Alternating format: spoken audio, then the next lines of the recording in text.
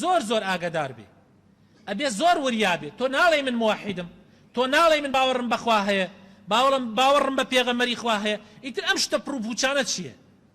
ئەم دینی ئیسلامە هات هەرچی شتی پڕوپوچ هەیە، هەرچی شتی پۆخڵەواتی قەدیم هەیە کە پێش ئیسلام لە غەیرە دینیە، لە کاتی بێدینی ئومەتەکانە دروست بوو ئیسلامات هەمووی هەڵوەشانەوە.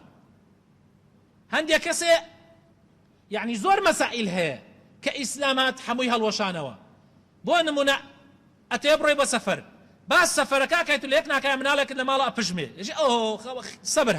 سەبر هات بەیانی تر ناچم بۆ سەفەرەکە، یان فرانشت ئێ بابە گیان واللهی ئەوە درۆیەکە بەس خۆت دۆزی دێتەوە بۆ خۆت، شەیطانیش ئەتخەڵەتێنێ، یا چاوێکەوێتە کەروێش ئێژی ئەمە غەڕە، یا لە ڕێگا ڕێوێکە بینێ ئێژی ئەمە تر ناچێ بۆ سەفەرەکە، یان یعنی زۆر شتی هەڵ، یان ئەم زەلامە بەم گەورەیە خوای تەعالە ئەوەندە گەورەی کردووە، ئەم زەلامە قەناعەتی وایە، قەناعەتێک بۆی دروست بووە کە شتێک ئەبەسێتە دەستەوە، پەڕۆیەک ئەبەسێتە دەستەوە، ئێژی ئەم پەڕۆ ئەم پارێزێ لە شتی ئەم لا ئەولا.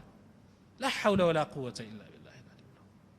پەڕۆیەک تۆ پارێزێ، خوایە کە فێرتی کردووە کە تۆ چۆن خۆت بپارێزی، خوایە کە ئەرز و ئاسمان مەلائیکەیەک ها لەگەڵتە ئەتپارێزن، مەلائیکەیەک حیمایەت ئەکەن هەتا ئەو ڕۆژەی کە ئەجەل و ڕێگاک عینەکە دێتە بەردەمت، ئیتر ئەوان لا ئەچن تا ئەجەلەکە دێتە بەردەمت.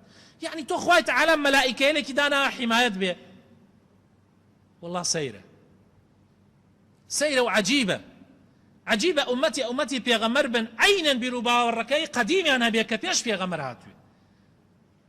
1400 ساڵە ئەم ئیسلامە ئێمە لە شیرک و لە شتی پڕوپوچ دوورە خاتەوە، ئێمە تازە باوەڕەکەین.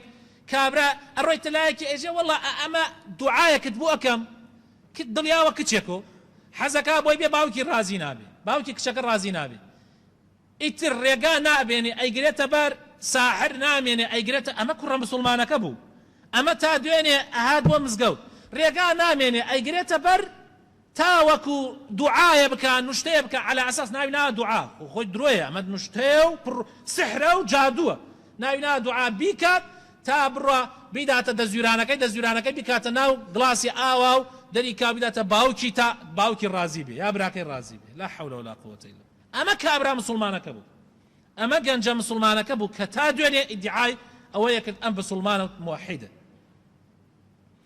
وسەداها نمونە لەمە